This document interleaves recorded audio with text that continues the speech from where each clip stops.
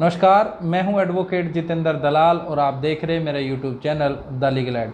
मेरे एक सब्सक्राइबर ने मुझसे सवाल किया कि सर हमें किन किन की ज़मानत देनी चाहिए और ज़मानत देते समय किन बातों का ध्यान रखना चाहिए। तो मुझे भी लगा कि हाँ, इस टॉपिक पर एक वीडियो बनानी चाहिए, तो इसी टॉपिक पर आपके लिए वीडियो बना रहा हूँ ताकि आम जनसाधारण तक इस बात को पहुँचाया जा सके, क्योंकि आम लोगों की ज़िंदगी में कभी ना कभी ऐसी सिचुएशन आती है कि उनको किसी ना किसी की ज़मानत देनी पड़ती है। तो आज की वीडियो में मैं आपको बताऊंगा कि ज़मानत देते समय किन बातों का ध्यान रखना चाहिए, किन किन व्यक्तियों की हमें ज़मानत देनी चाहिए, ज़मानत देते समय हमें किन किन दस्तावेज़ों की आवश्यकता होती है, किन दस्तावेज़ों यानी डॉक्यूमेंट पे और किन आधार पर हम ज़मानत दे सकते हैं। अगर जिसकी हमने ज़मानत दी है वह व्यक्ति अगर भाग जाता है तो हमारे ऊपर कानूनी क्या कार्रवाई होगी। अगर हमने किसी गलत आदमी की ज़मानत दे दी है तो क्या हम उस ज़मानत को वापस ले सकते हैं या नहीं।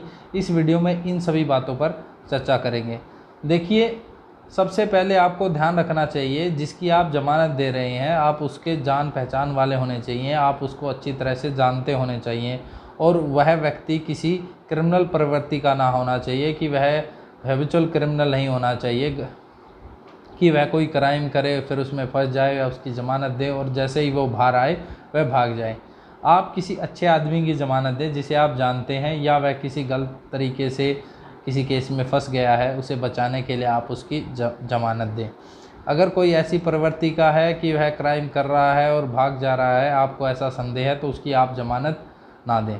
अब सवाल आता है कि ज़मानत देते समय किन बातों का ध्यान रखना चाहिए। सबसे पहले जैसे मैंने आपको बताया कि आप किसी जानकार या अपने रिश्तेदार परिवार के उन्हीं व्यक्तियों जिनको आप अच्छी तरह से जानते हैं, आप उनकी ज़मानत दें। नंबर 2, आप ज़मानत ये देखें कि आप ज़मानत कितने अमाउंट की दे रहे हैं। अगर कोई छोटा अमाउंट है 10,000, 20,000, 30,000 की ज़मानत दे रहे हैं तो आराम से दें, कोई बड़ी बात नहीं है, बेहिचक जाके आप ज़मानत दे सकते हैं जिन्हें आप जानते हैं। लेकिन आप किसी बड़े अमाउंट की ज़मानत दे रहे हैं तो ध्यान रखें कि आपकी जिम्मेवारी है कि आप इस व्यक्ति को हर तारीख पर जब कोर्ट आदेश करेगा आपको पेश करना है, और अगर ये नहीं आएगा तो आपको जितने रुपए की आपने ज़मानत दी है वो अमाउंट आपको भरना पड़ सकता है। तो ये आप ध्यान रखें।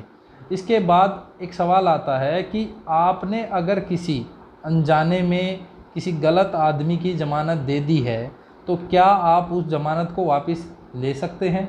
तो जी हाँ, अगर आपने किसी गलत व्यक्ति की ज़मानत ले ली है तो आप उस ज़मानत को वापस ले सकते हैं। उसके लिए आपको सिंपली कोर्ट में एक एप्लीकेशन लगानी पड़ेगी कि मैंने फ़लानी एफआईआर में इस आदमी की ज़मानत दी थी, मैं अपनी ज़मानत को वापस लेना चाहता हूं। जिसके बाद कोर्ट उस मुलजिम को नोटिस करेगी और आपकी ज़मानत वापस हो जाएगी और उसको नई ज़मानत देनी पड़ेगी।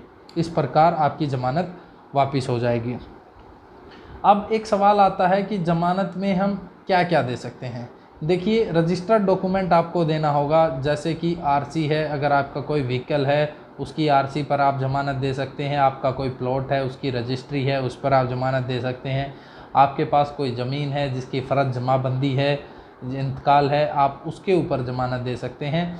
आपको ध्यान रखना है कि आप जब ज़मानत दे रहे हैं तो आप दस्तावेज़ की फ़ोटोकॉपी और ओरिजिनल दोनों आपको साथ लेके जानी होती है।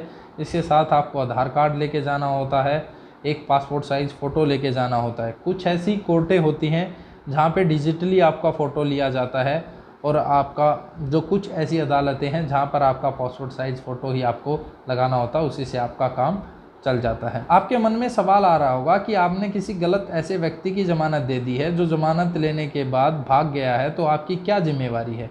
तो देखिए, आपकी जिम्मेवारी यह है कि आपको उस व्यक्ति को ज़मानत देने के बाद हर तारीख पर और कोर्ट जब बुलाए तब आपको पेश करना होता है। अब आपका मन में एक और सवाल होगा कि अगर हमने किसी गलत व्यक्ति की ज़मानत दे दी है और वह व्यक्ति भाग गया है और मिल भी ढूंढने से भी नहीं मिल रहा है, खूब आपने तलाश कर ली है, वो फिर भी नहीं मिल पा रहा है, तो कानूनी रूप से आपके ऊपर क्या कार्रवाई होगी। तो देखिए, अगर एक व्यक्ति की आपने ज़मानत दी है, वह व्यक्ति भाग गया है, नहीं मिल रहा है, आपने तलाश कर लिया है, तो ज़्यादा से ज़्यादा क्या हो सकता है। तो देखिए, ज़्यादा से ज़्यादा जितने रुपए की आपने ज़मानत दी, उदाहरण के लिए 20,000, 50,000, जितने रुपए की आपने ज़मानत दी है, कोर्ट आपसे उतने रुपए जमा कराने के लिए कहेगा, आपको उतने रुपए जमा कराने पड़ेंगे। और नहीं तो पुलिस आपको कस्टडी में, कोर्ट आपको कस्टडी में ले लेगा। उम्मीद करता हूं कि आपको मेरी वीडियो पसंद आई होगी और आपके सारे सवालों के जवाब इस वीडियो में मिले होंगे। फिर भी अगर आपका कोई सवाल है, सुझाव है, तो आप मुझे कमेंट कर सकते हैं, व्हाट्सअप कर सकते हैं। उम्मीद करता हूं कि आपको मेरी वीडियो पसंद आई होगी, तो प्लीज़ मेरी वीडियो को लाइक करें, शेयर करें और सब्सक्राइब करें। जय हिंद, जय भारत।